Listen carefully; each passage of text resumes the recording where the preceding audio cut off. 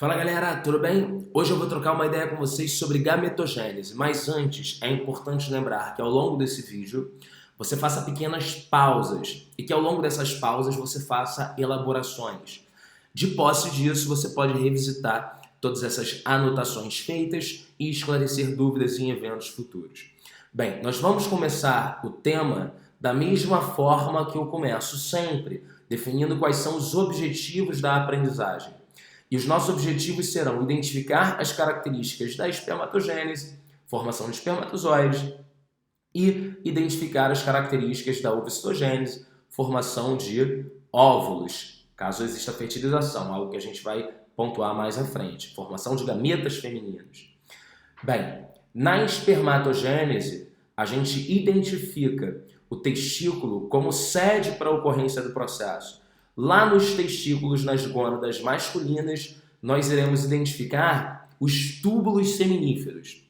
Nesses túbulos seminíferos estão as células que compõem o epitélio germinativo, as células que vão viabilizar a formação dos espermatozoides. Na imagem, a gente também destaca o epidídimo, que é para onde esses espermatozoides se deslocam, é um local onde eles podem ser armazenados. No epitélio germinativo, a gente vai identificar células em diferentes períodos de vida, né? A gente identifica as células germinativas, as espermatogônias, os espermatócitos primários, os espermatócitos secundários. Muitas das vezes esses são chamados de cito 1 e cito 2. Nós identificamos as espermátides e, por fim, os espermatozoides. Outro conjunto de células também pode ser observado. Nós temos as células Sertoli, que são células importantes para a espermatogênese, e identificamos células de Leydig, que não estão definidas na imagem, mas que são fundamentais. São as células que produzem testosterona. A espermatogênese em si, ela começa durante a puberdade com o aumento do nível de testosterona. Com o aumento do nível de testosterona, as células germinativas iniciam uma fase proliferativa. Parte dessas células permanece germinativa, parte dessas células se diferenciam em espermatogônias. Como a divisão em questão é a mitose, essas espermatogônias ainda são células diploides.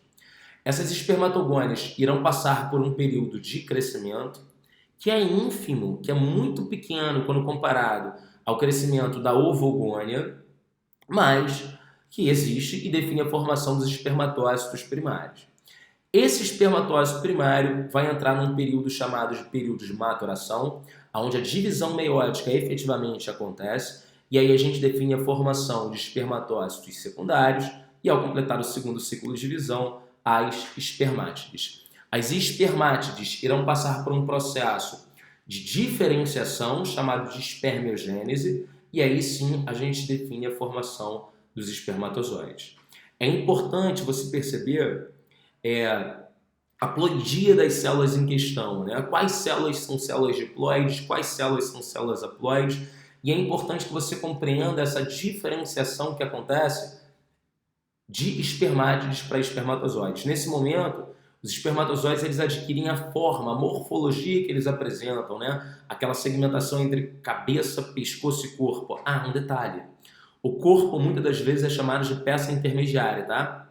Nessa cabeça, a gente vai diferenciar o acrossoma, as vesículas do complexo de Golgi se fundem para formar uma estrutura que concentra enzimas que serão fundamentais para a fertilização.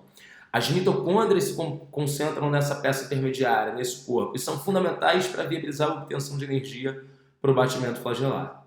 Basicamente, isso é o que acontece ao longo da espermiogênese. Formação do acrossoma, mitocôndrias concentradas na peça intermediária e diferenciação no flagelo. A ovocitogênese ela tem características muito peculiares. A primeira delas é que o processo não vai ser iniciado ao longo da puberdade. Esse processo vai ser iniciado ao longo do desenvolvimento embrionário, quando as células germinativas entram em fase proliferativa. Nesse momento, parte das células germinativas permanece assim e parte dessas células se diferenciam em ovogônias. Essas ovogônias, células diploide, entram em fase de crescimento e resultam na formação do nosso ovócito primário.